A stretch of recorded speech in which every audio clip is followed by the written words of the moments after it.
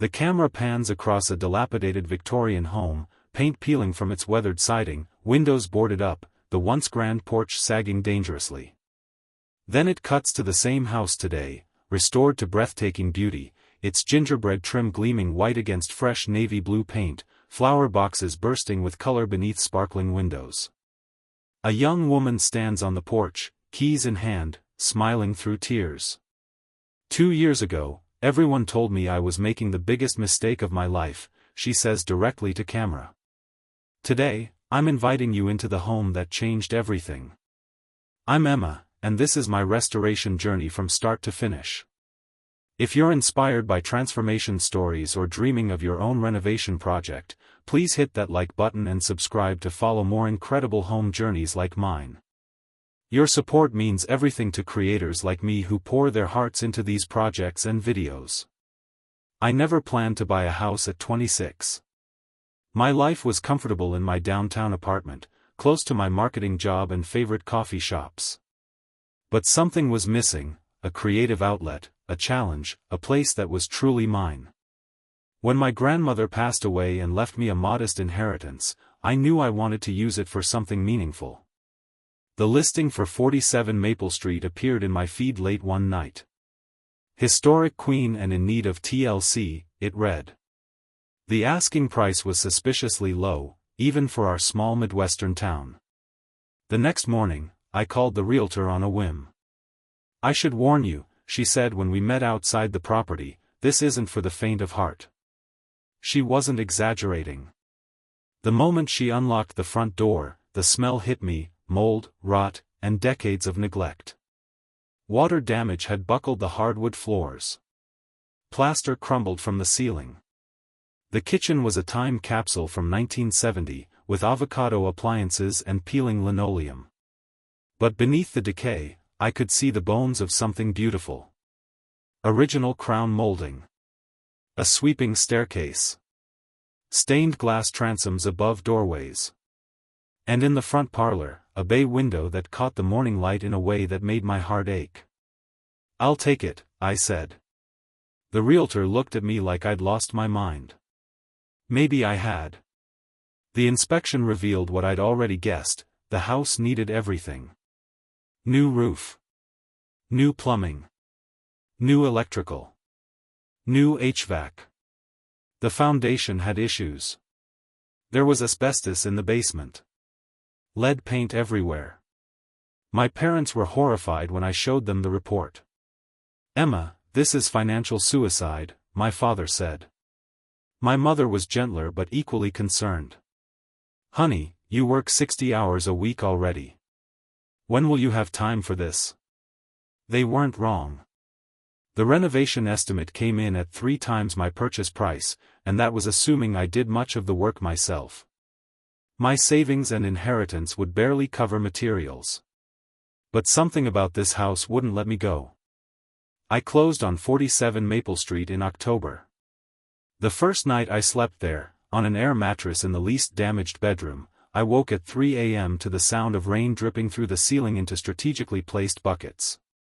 I lay there in the dark, listening to the plink plink plink, wondering what I'd gotten myself into. The next morning, I started a YouTube channel. Restoration Road, Emma's Victorian Revival. I figured maybe a few hundred people might follow along, other renovation enthusiasts who could offer advice. I never imagined what would happen next. My first video was raw and unpolished, just me walking through each room, pointing out problems and sharing my vision. I ended by saying, I have no idea what I'm doing, but I'm going to learn. Join me? To my shock, 10,000 people did within the first week. The comments section filled with encouragement, warnings, and advice. Viewers with restoration experience offered tips. Local followers recommended contractors. A retired architect sent me the original blueprints for the house, he'd found them in a university archive. With this unexpected community behind me, I developed a plan. First, stop the damage, fix the roof, address the foundation issues, replace broken windows. Then tackle the systems, electrical, plumbing, HVAC. Only then could I start on the cosmetic work. I took a week of vacation to begin demolition, documenting everything for my growing audience.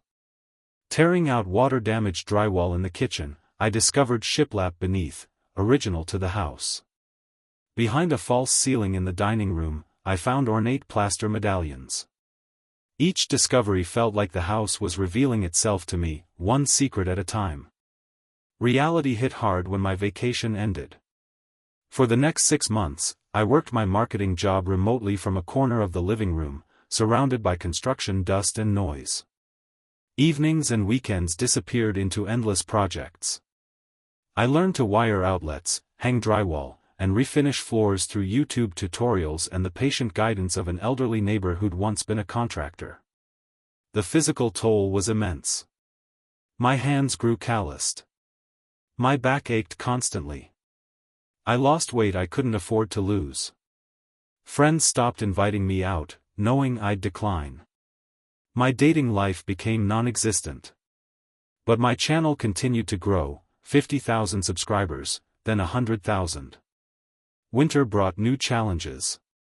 The temporary heating system couldn't keep up with the drafts. I worked wearing fingerless gloves and layers of sweaters. One particularly cold night, the pipes froze despite my precautions. I sat on the bathroom floor at midnight, hair dryer aimed at the pipes, crying from exhaustion. That breakdown became one of my most watched videos. The Real Cost of Renovation, I titled it. The vulnerability resonated with viewers. Comments poured in with stories of their own renovation low points and how they'd pushed through. Spring brought a turning point. A home improvement company reached out, offering to sponsor several videos. The partnership provided much-needed funds and professional help with the more dangerous aspects of the renovation. With their assistance, I was able to hire specialists for the electrical rewiring and foundation repair. As the house began to transform, so did I. The marketing job that had once defined me became secondary to my passion for restoration. My confidence grew with each new skill mastered. The channel hit 500,000 subscribers on the 1-year anniversary of my purchase. That milestone coincided with another breakthrough. Removing the drop ceiling in the kitchen revealed original tin ceiling tiles. Tarnished and dented, but salvageable. I spent weeks carefully cleaning each tile, polishing the pressed patterns back to their original luster. The process was meditative, a metaphor for the entire project, uncovering beauty that had been hidden, not destroyed. Summer brought its own trials. A heat wave made work nearly impossible in the unair-conditioned house. Then a sudden storm flooded the basement, threatening my progress. But by this point, I had a network. Viewers who lived nearby showed up with dehumidifiers and fans. We worked through the night, saving the new electrical panel and recently installed insulation. The community that had formed around the project sustained me through the darkest moments. When my grandmother's birthday came around, the first since her passing, I shared stories about her on camera while painting the dining room in her favorite color. Thousands of comments shared memories of their own loved ones, creating a collective space for grief and remembrance. As the 1-year mark approached, the house was still far from finished, but it had crossed the threshold from construction site to home. I could cook in the kitchen, even if the backsplash wasn't installed. I could shower in the bathroom, though the vintage clawfoot tub remained unrestored. I could sleep in my bedroom without waking to the sound of dripping water. The second year brought different challenges. The novelty had worn off, replaced by the grinding reality of finishing work, trim, paint, fixtures. These tasks weren't as dramatic or satisfying as the major structural changes, but they required the same attention to detail. My channel continued to grow, surpassing 1 million subscribers. The pressure to create content sometimes competed with the actual renovation work. I struggled to balance authenticity with the expectations of my audience. Some days, I didn't want to pick up the camera, didn't want to narrate my failures and frustrations. But the house itself kept me going. Each completed room felt like a conversation with its past. I researched the families who had lived here before me, the merchant who built it in 1892, the doctor who added the sunroom in 1910, the large family who divided it into apartments during the Depression. Their stories became part of mine. In the final months, I focused on the details that would bring the house fully back to life. Restoring the stained glass. Rebuilding the front porch balustrade based on historic photographs. Planting a garden with varieties that would have been popular when the house was built. The last major project was the most personal, converting the third-floor attic into a studio where I could continue creating content. The space had been used for storage by previous owners, but its dormer windows offered views across the entire town. As I insulated, drywalled, and painted this room, I contemplated what would come next. The renovation had changed the trajectory of my life. I'd left my marketing job 6 months earlier to focus on content creation full-time. Brands sought partnerships. A publishing house had approached me about a book. Other homeowners asked for consultation on their own projects. 2 years to the day after I'd received the keys, I filmed the final reveal. Each room now stood as a testament to both historical accuracy and modern living. The kitchen honored its Victorian origins while accommodating contemporary appliances. The bathrooms blended vintage fixtures with updated plumbing. Throughout the house, original woodwork gleamed alongside carefully chosen new elements. Standing on the porch that final evening, keys in hand just as I had been 2 years earlier, I felt the weight of what had been accomplished.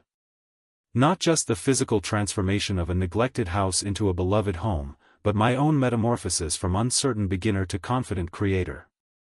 This journey was never just about restoring a house, I told the camera, my voice catching. It was about discovering what we're capable of when we refuse to give up. About finding beauty in broken things. About building community around shared passion. I walked through the front door one last time as a renovator, ready to cross the threshold into simply being a homeowner. The foyer light cast a warm glow on the refinished floors. The staircase curved gracefully upward. Through the parlor doorway, the bay window reflected the setting sun. Thank you for being part of this restoration, I said to my viewers. Not just of this house, but of my faith in what's possible when we commit to something bigger than ourselves. This isn't an ending, it's a beginning. As the camera panned across the completed home one final time, capturing the details that thousands had watched come back to life, I knew that 47 Maple Street had fulfilled its purpose twice over. Once as a home for generations past, and now as inspiration for countless others to pursue their own restoration journeys. The house that everyone said would break me had instead made me whole.